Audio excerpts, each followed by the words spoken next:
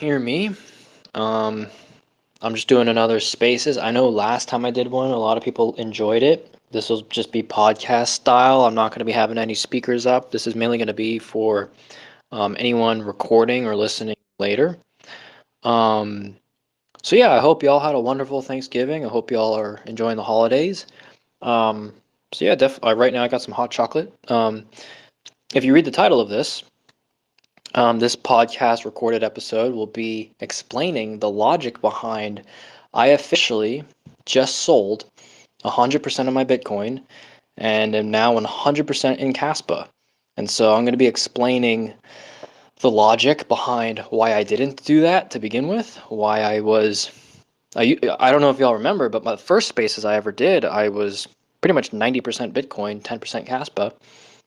So I'm just going to be explaining the journey from I'm going to be explaining why I did what I did, because there might be other people that are thinking the same thing.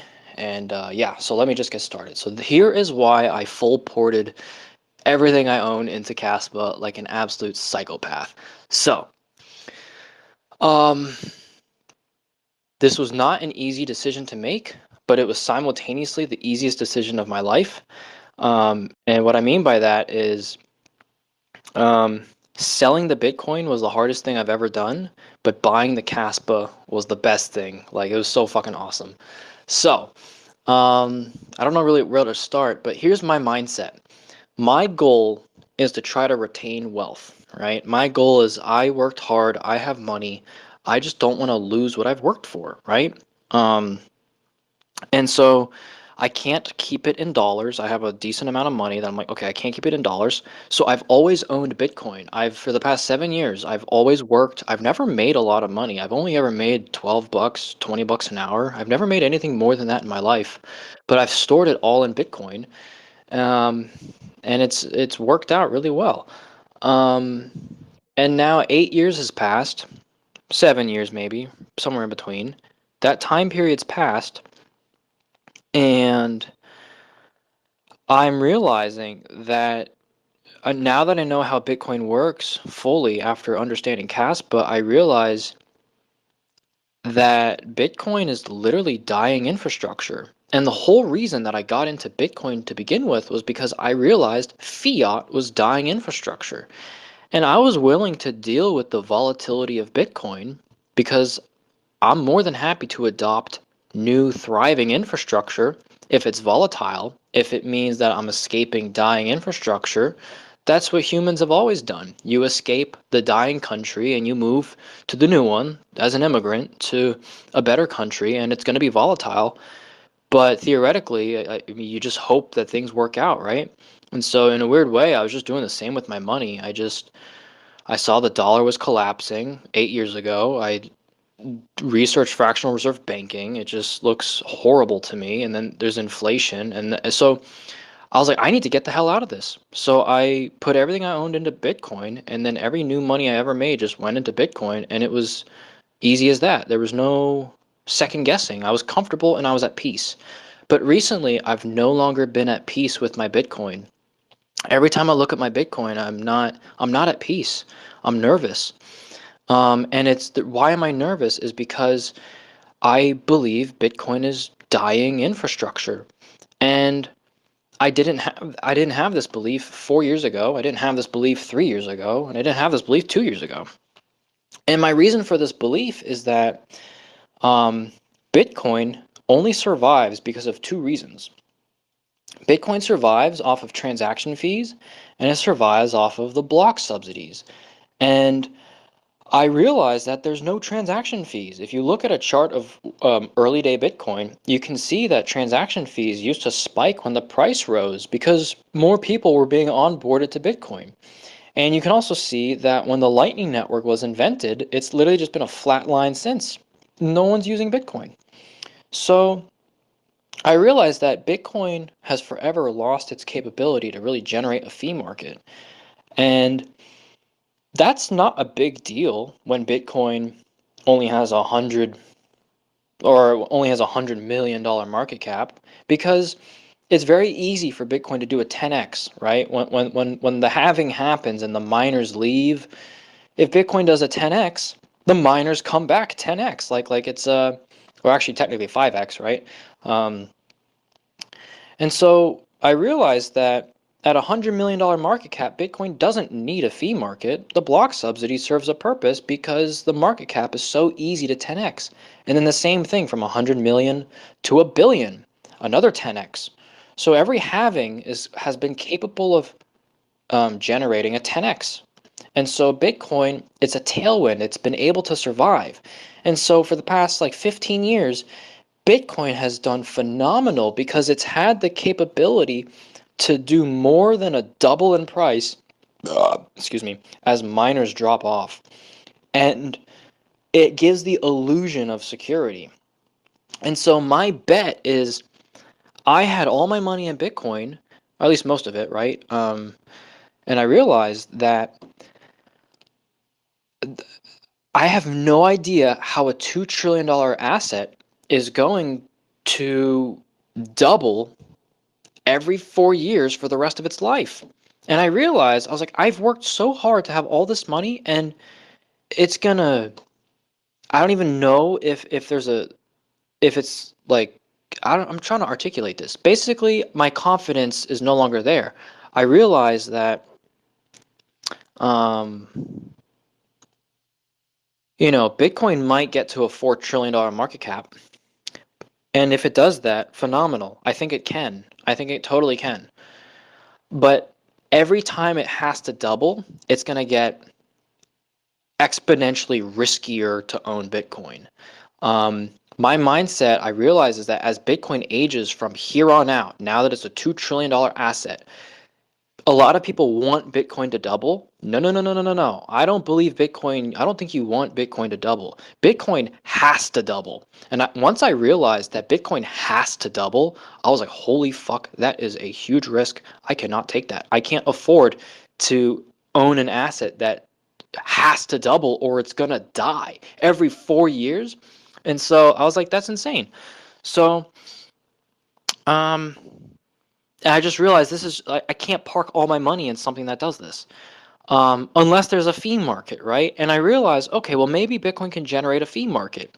And my mindset was, um, I don't know if y'all have heard me before, but I've actually always said that, okay, maybe one day Bitcoin will have a fee market, and actually the cost of self-custody might be worth like $25,000 because, um, I did the math of if you were to onboard all of what's it called? FedWire, all the traffic, if Bitcoin's going to be the new base layer, if you were to onboard all of that traffic onto Bitcoin, the numbers work out to the market supply and demand would literally be $25,000 transaction fees for the base layer. And we'd all be pushed to the Lightning Network and we wouldn't have self-custody. So in an instance where Bitcoin is super successful, um, we lose self-custody essentially.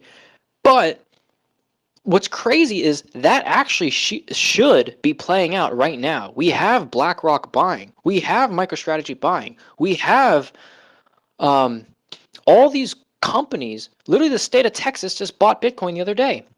So why on earth are fees so low? It's because there's another Lightning Network. Coinbase, they custody all the Bitcoin for all of these companies, MicroStrategy and all that. And I realized there is never going to be a reality where a corporation is going to self-custody Bitcoin. That makes no sense because there's just so much risk.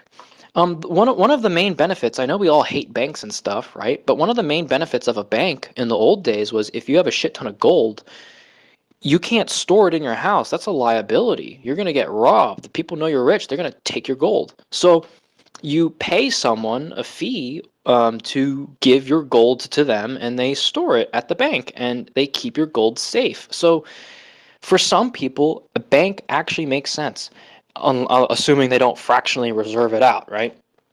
Um, and so I realized for these corporations, they're never going to self-custody Bitcoin. In no way, shape, or form are they going to do a multi-sig solution with 3 people and all the shareholders. There's no way that's going to happen.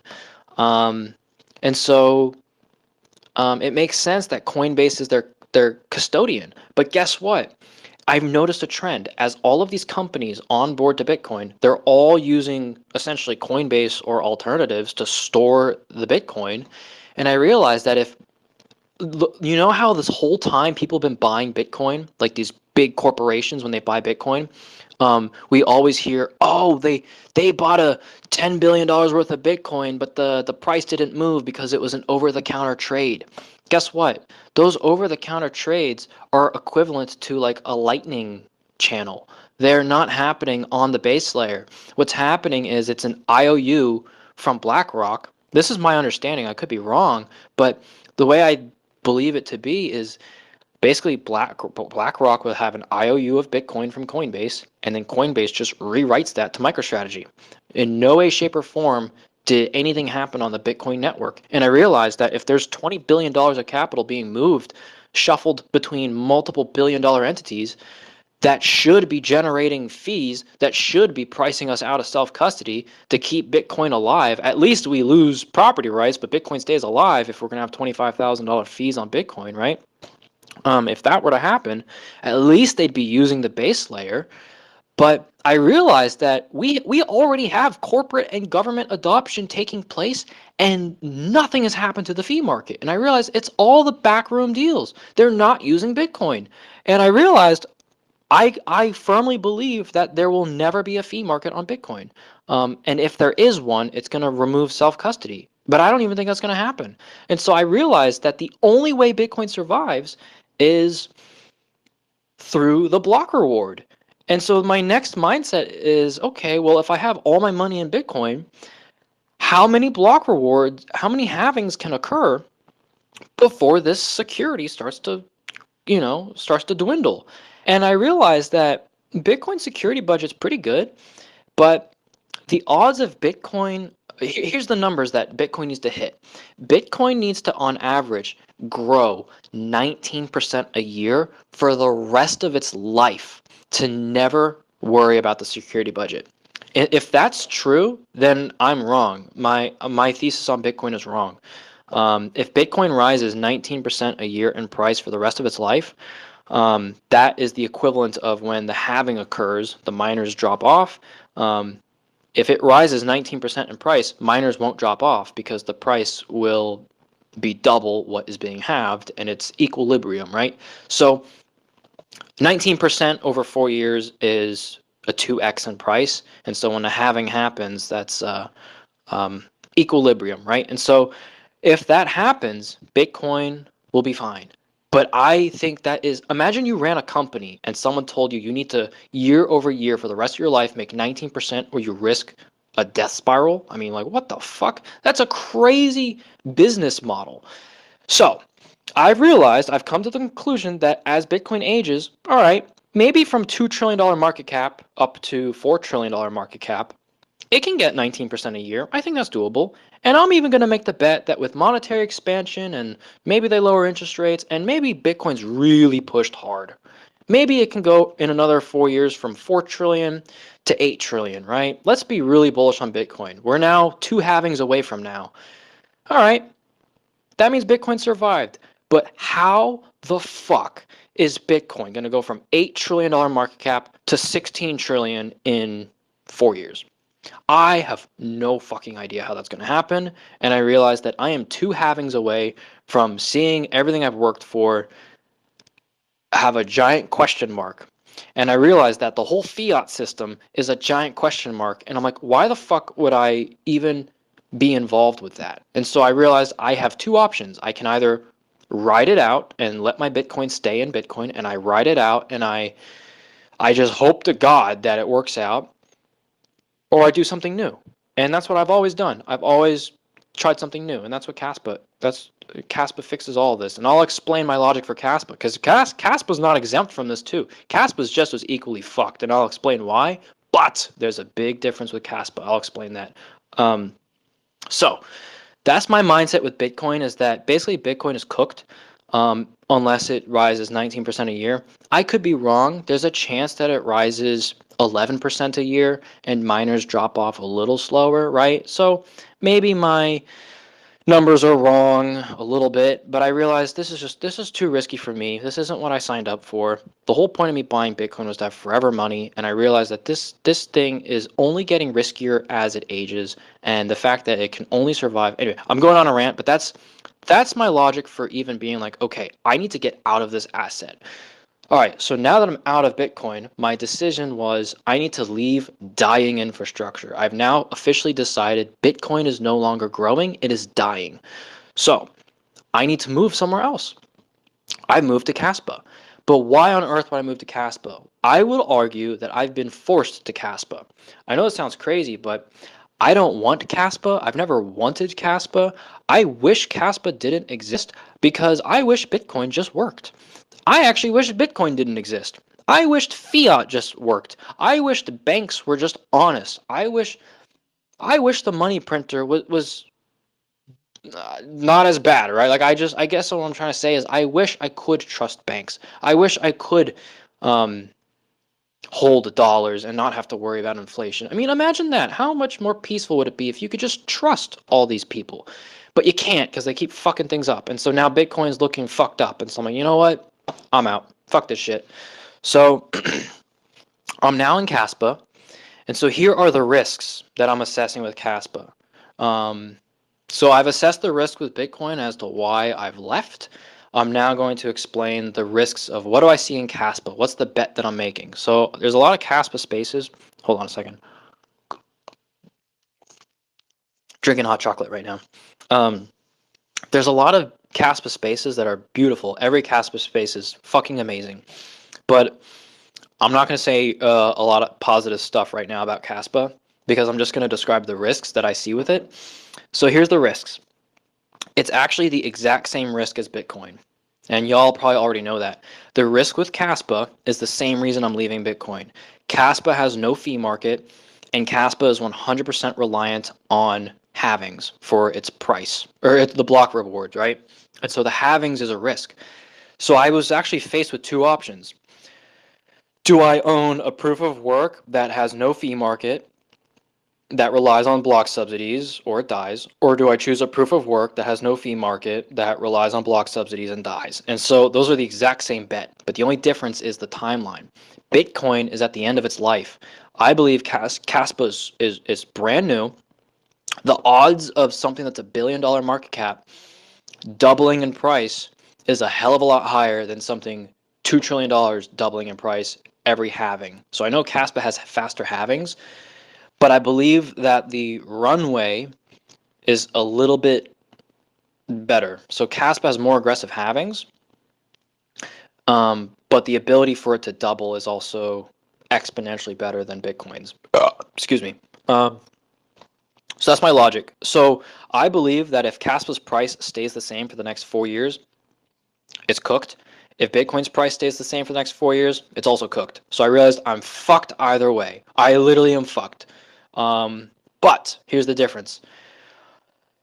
Caspa actually has a plan for a fee market. And so I realized that, you know what? The only downside of Caspa is it literally just needs adoption. That's it. That's literally it. If it has adoption, everything else is squeaky clean. The infrastructure is perfect. And so here's my logic for adoption, right? Now the question is, okay, I've left Bitcoin. I left the proof of work. I'm starting to ramble, but I guess my next analysis in my decision making as why did I leave 100% Bitcoin and go 100% into Caspa today? Why did I do that? My next analysis that I was worried about is, all right, well, if Bitcoin's going to die because it has no fee market and the block subsidies is all of its revenue and that's cooked, Caspa has the exact same risks, but the only difference is it's way younger. The ability to double is easier than Bitcoin's. Okay, so that's actually de-risking from Bitcoin in a way. Um, the only other thing is adoption. Well, what's the risk of adoption? And here's what I realized is that in order to assess the risk of the Caspa adoption, I actually was looking at the iPhone, just specifically the iPhone. And here's my logic. The way I see it is that Mobile phones have been around for a while. There's flip phones, right? There's little slide keyboard text phones. Um, and that's how phones have been for a while. Little Motorola Razr, 2003, 2004, whatever the hell was going on that back then. I was young. I didn't have a phone back then. But the idea is that there was a standard for what mobile phones were. There was a standard for what they could do, and there was a standard for what they looked like. Um, and by no means were they polished at all. It wasn't until the iPhone. The iPhone was a redesign of everything that came before it. Not only was it a redesign, but it dematerialized all of the pain points of the previous infrastructure, right?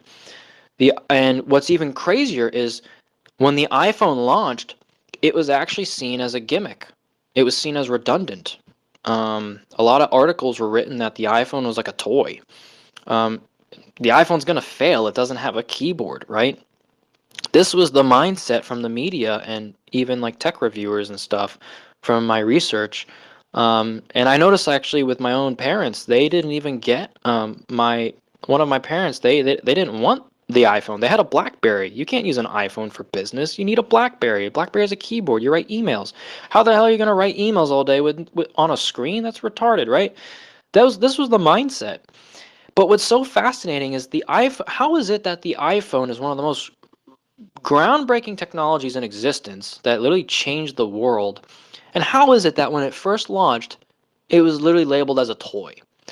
And I actually see so much similarity with Caspa. It is so fucking poetic how things look in the way I see this.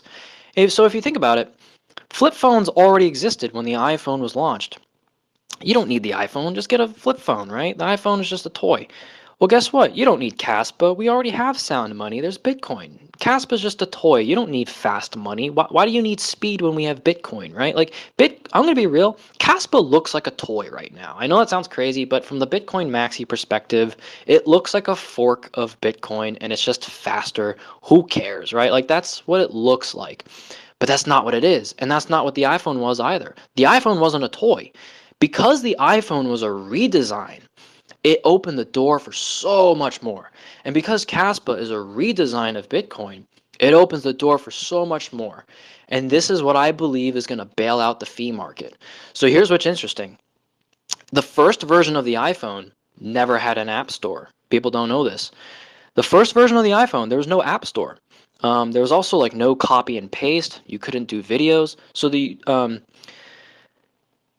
was like a redesigned phone, but there was no app store. So think about that. Like, how weird would that be, right? But what's so fascinating is from every iPhone from that point on, Apple added the App Store. And as soon as the App Store was launched, builders and developers made apps. And that is what made so many people be like, holy fuck, I need an iPhone. I can't do this on my BlackBerry. I can't do this on my Motorola Razr. I can't do this on my flip phone. I need an iPhone. Now I know why there's no buttons. Now I know why there's a screen. Now I know why they redesigned the phone. Wow, look how amazing it is when you can have developers build applications for this redesigned platform. Well, guess what? Guess what vprogs and Dagnite can do? Guess what Caspa can already do with the layer 2 for Casplex and the coming Egra Labs? It's literally an app store for it's literally programmability. And so if you think about it, the same way the iPhone was launched with no app store and it was looked at as a toy, Caspa was launched as a redesign of Bitcoin, looked at as a toy. But as soon as the iPhone got an app store, that's when the paradigm shift occurred. And Caspa, I literally believe, assuming like nothing happens to Yonton or Michael Sutton, that's a huge risk right now.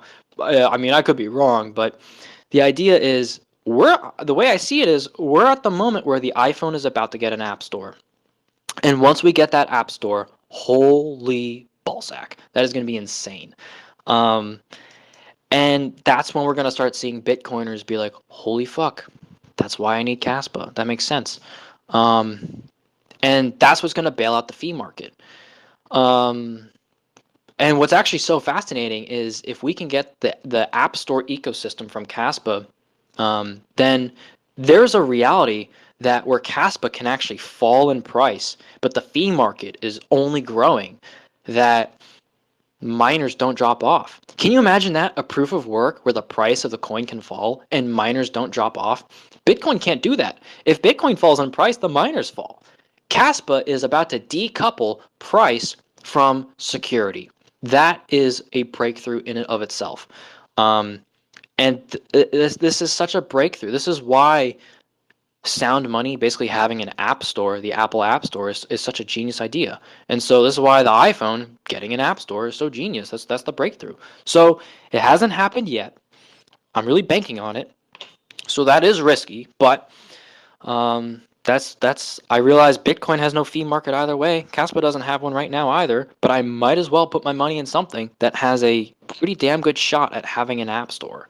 And I've already have good confidence in this because Kasaya messaging exists. I see that the infrastructure is good enough to support a Telegram alternative. Um, I see that you can upload files to Caspa. The other day, I uploaded a text file to Caspa over the course of 2,000 transactions, or actually that one was a little less. It was probably 300. I tried to upload some personal files to Caspa, generated like 10,000 transactions. I had some issues, but it has nothing to do with Caspa. But the idea is it worked. I was using Caspa as an alternative to Dropbox. And so that blew my mind. You can't do that on Bitcoin. If you do that on Bitcoin, it starts a civil war.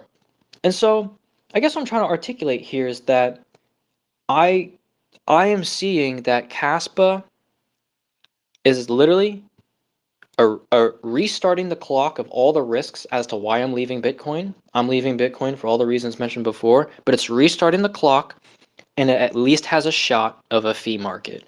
And I have to do that. It's too risky for me to not go into Caspa. I'm taking too much risk by not owning by holding Bitcoin. So that's why I full ported today. I fully went all in, balls deep. And so that's that. I'm trying to think of anything else. Because I know I've been talking for a while. Let's see here.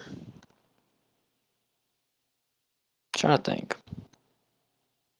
Yeah, I think that's literally it. Oh yeah, one more thing. It wasn't until the iPhone 4 that Apple's App Store was absolutely massive. And if you think about it, if Caspa has no fee market, it probably has about 4 years before it's like really getting scary looking, right? Same with Bitcoin. And so I realized that Apple was able to go from 0 apps to being the market leader in 4 years. And so I believe that Caspa is a more innovative technology than the iPhone. And so I'm willing to bank that I believe Caspa can also develop an app store in the same time that the first 4 iPhones did. In the same time that the first 4 iPhones got hundreds of developers who wanted to build stuff, they can now do it. And I would actually argue that Caspa will have a faster adoption curve of developers than the iPhone's app stores would, because not only is the programming language is far easier than it was back then, and there's more resources available, but we also have AI, and we also have the iPhone was like a redesign. It was something new, whereas on Caspa, a lot of the stuff you can, if you're an Ethereum developer or you're already like a developer in crypto, you can already it's there's pre-existing stuff. It's it's not like it's brand new. It helps that it's not like a completely foreign language, right? So I believe that the adoption for apps might be faster than the App Store. So I can't wait for our security budget to be bailed out by utility. That's what is beautiful. Um, and I can't wait to use Caspa. I'm already trying to use Caspa in every way possible. What's great is I never have to spend my Caspa to use it. I've already gotten file storage from it for a little tiny file. I've already been able to send text messages with a Kasaya. There's even a Twitter alternative. My goodness, I mean, there's going to be a market for that, and so much more. And this is all before vprogs. Imagine 100 blocks per second and vprogs. I mean, this is just I don't even know what the hell it's going to look like, but it's literally a paradigm shift. And so, anyway, that's my logic. The whole point of this was to talk about why I'm de-risking from Bitcoin. I'm trying to think if there's anything else as to why I sold all my Bitcoin for Caspa. What else? What else? What else? Oh yeah, one more thing. I realized that if both die for whatever reason, let's just say Bitcoin, I believe that if Bitcoin or Caspa is gonna die, if one of these is gonna die, and Caspa for whatever reason, let's just say there's no app store, let's just say Caspa dies. I believe Caspa will die before Bitcoin. I could be totally wrong, but I just believe that because of the aggressive halvings, it might die before Bitcoin. I don't know. I could be wrong, but it won't die far before Bitcoin. And what I mean by that is that let's just say Caspa genuinely dies. Um, well, guess what? This will be a proof of work that had no fee market and was 100% reliant on block subsidies and then died. Well, guess what? What's going to happen to Bitcoin? It's in the exact same spot. It's literally just got a slightly different clock. And so Bitcoin's going to have to mutate like crazy or it's going to die. And so the worst harsh truth about this is that if I realize that I've put everything I own now into Caspa, I realize that if it dies, I believe that this whole thesis of sound money and money outside of banking might actually just be a dream. It might not be a real reality, and it might not actually be possible unless there's another redesign. Um, and so, um, but I don't think that will happen. But I guess what I'm trying to articulate here is that I will have a data point that I now know, okay, this is not sustainable. Let me short the fuck out of Bitcoin, you know? So, but I don't think that's going to happen. Like I said, um, fee market, I think Caspa's going to do fine. But yeah, that's my logic. I actually feel very comfortable in my decision. Um, oh yeah, so my main thesis here is I left dying infrastructure of Bitcoin, and I'm now 100% into Caspa, and I wanted to have some cash, some US dollars, but I can't do that because it's also dying infrastructure. I mean, I was literally about to sell some Bitcoin and have some cash just in case, blah, blah, blah, blah, blah. And then I start seeing all the stuff about the EU, like doing the CBDCs, they're doing a bank bail-in, which is they're trying to get legislation passed where they can force you to have a limit on how much money you can have and like blah blah blah blah. Like I just like, man, fuck these banks, dude. This is all fucking retarded. So I all this infrastructure is garbage. So I like just out of principle, I can't use a fucking bank. And then out of principle, I can't even use Bitcoin anymore. So I'm literally forced to Caspa, and so I'm just like, well, fuck, man. So I really hope to God that this works out. Otherwise, I'm completely fucked. We are all fucked if this doesn't work out. But let's be fair. What gives me confidence is that a lot of people look at Bitcoin, but let's not look at Bitcoin. Let's look at the other $2 trillion of capital that is outside of Bitcoin that's in crypto. That's $2 trillion of capital that's chasing programmability. That's $2 trillion of capital that's chasing um, essentially smart contracts. That's capital that's chasing, like storage, Filecoin, Arweave. These are all the storage alternative cryptocurrencies, right? That's a sector of crypto. That's a sector of the 2 trillion outside of Bitcoin. And then there's the um, smart contracts, all those coins. All right, well that's a portion of the 2 trillion. All right, well there's also a social media alternative crypto. I'm not even joking. There's a coin that I used to love called Steam It. It's a total shitcoin, but the thesis, or at least the idea, was beautiful. It's a censorship-resistant Twitter alternative built on a crypto. Of course, there has to be a coin involved, and it's some VC-backed piece of shit, proof of stake garbage. But it's a cool idea of censorship-resistant, right? But it's just the infrastructure's ass. And so, I guess what I'm trying to articulate here is that all of crypto exists because it's chasing the utility value that Bitcoin can't do. And the door is literally about to be opened for Caspa it can already do a good chunk of it, but it's about to fully be able to do it all and better. And so, um, if Caspa fails, then that literally means that whole sector of crypto is useless. And I don't think it's useless. I don't think something gets to $2 trillion and is useless. Nvidia's not useless. They're $2 trillion. Apple's not useless. They're $2 trillion. Bitcoin's not useless. It served its purpose and it served me well, and it will probably continue to do well for a few more years. It's not useless. It still has utility value right now. If you need to debank right now, you can still use Bitcoin. So I'd argue it's still worth $2 trillion. Nothing that's worthless is worth $2 trillion. And so this thesis of these ledgers that are censorship resistant that you can run on a computer outside of like a company, all of crypto is worth $2 trillion outside of Bitcoin. And so I realized that, like, okay, well, I believe that demand, I guess what I'm trying to articulate here is that um, I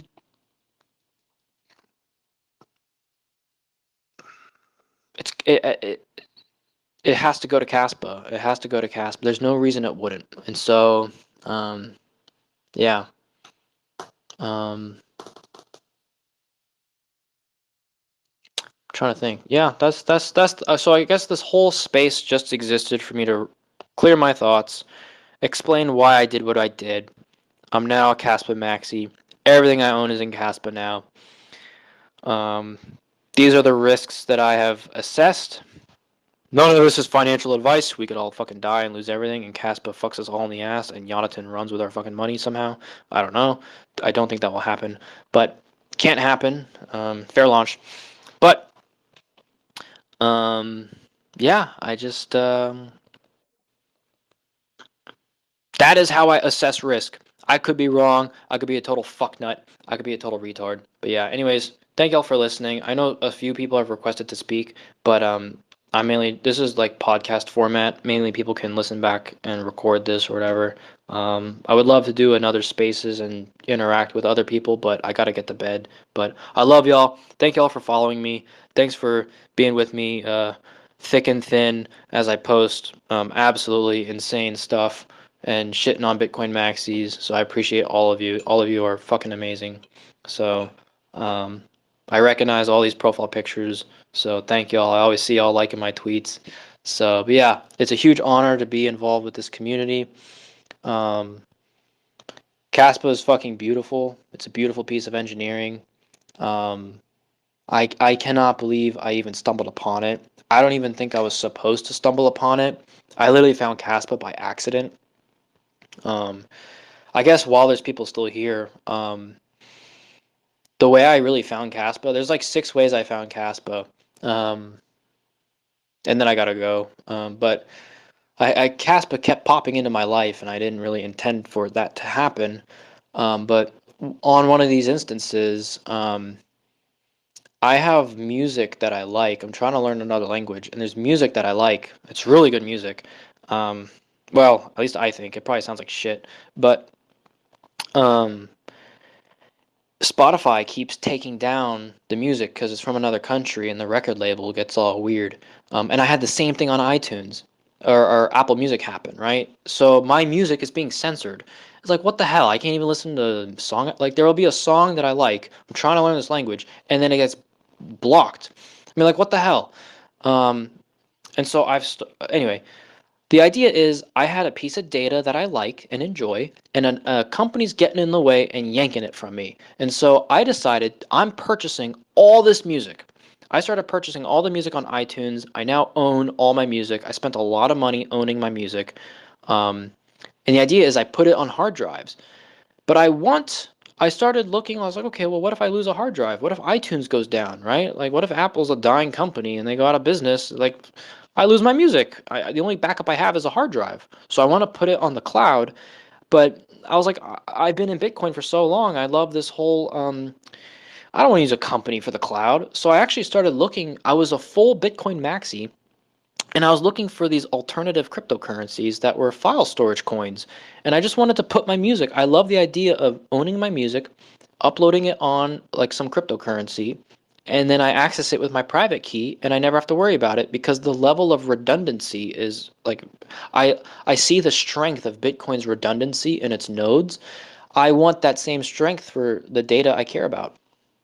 Um And I've had Dropbox delete my account before because I used the free account and they closed it and I didn't pay for it. So I literally lost data because one of these fucking companies just closed my accounts. They're just like banks. So I said, fuck this. So I was using a cryptocurrency. I actually never used it. I was researching it and I never could find one that worked that I liked. Um, and I don't know. Now I realize Caspa has that same capability. Caspa literally filled that gap for me. So it's kind of crazy. And so I guess what I'm trying to articulate here is that there are areas of my life where I want sovereignty outside of money, and Caspa I'm literally seeing replace that. Fun fact. So I guess what I'm trying to say is the file storage coin that I had a real utility for that I wanted. Caspa can do. Why would I want to fracture and use some shitcoin and Bitcoin? Like, I don't want that. Let's have it all in one place. Let's have it all in Caspa, and it works. So that's amazing. Um, so that's one thing I love about Caspa. And another thing, which is crazy, this is another tangent before I gotta go. I'm just mind dumping just for the audience right now. But I used to be a YouTuber for a little bit. I used to have a YouTube channel. I made awesome videos. I had a lot of fun, and I also had a Twitter account. Um, and when I was a YouTuber, YouTube kept changing their terms of service. They would every week. I had a group, me and a few friends. We became YouTube friends. We would literally have to review the terms of service every week because it was so volatile. I don't know if y'all remember the earlier in the YouTube days, like the concept of being demonetized. Oh, oh, one more thing. I'm getting a phone call. Oops. Um, one second. One second. Being demonetized. Basically, long story short, is that I was being censored on a platform that I liked, and or I was at least at risk of being censored. And I found a crypto called Steemit. It's a Twitter alternative, and basically it's a censorship resistant Twitter. And so that really struck a nerve with me because I had a friend who would have their videos be taken down, 3 copyright strikes and your channel's deleted, everything you worked for is gone. And YouTube just abused their copyright system. They would just take down your videos for no reason. And so I literally had a bunch of subscribers that I was at risk for what's actually crazy is my content was totally squeaky clean. But YouTube just had a horrible way of like it was guilty before proven innocent. They would just delete your channel and you would be lucky to get a response. And I've had friends who their channels were deleted. I had friends who would get false copyright strikes. I had friends who would lose monetization on their video and they wouldn't get paid. And I realized I need a social media that doesn't have this. It's because this is the permission breathing down my neck. YouTube's breathing down my neck. And so the Twitter alternative struck a nerve. It really seemed awesome. The Twitter alternative called Steemit. The only problem was this was 2017 crypto. In 2017, this is basically a shitcoin, but the concept was really good. And so I see value in that. And so I guess what I'm trying to articulate is now we have that coming to Caspo. Someone's building an X alternative. So I guess what I'm trying to say is we're going to get, I believe, a lot of sovereignty from Caspa. There are other elements of my life where I've wanted more sovereignty that I've looked for other projects, and I think Caspa is only going to fill that role. So anyways, that's just a little tangent, something I think about that gives me conviction. So that's my theory as to why I think the fiat market will be okay. But yeah, that's why I left Bitcoin. Those are my 2 Caspa. Thank y'all for listening to my schizo rant. Yeah, I wish you all the best of luck. All of you are legends. I appreciate y'all commenting on all my stuff and retweeting. I also see some of y'all's tweets as well. Y'all are absolutely awesome. We're gonna do fine. Always follow the cyberpunks. They know what's up. Anyways, have a happy Turkey Thanksgiving. Have a good rest of your weekend. Peace out, y'all.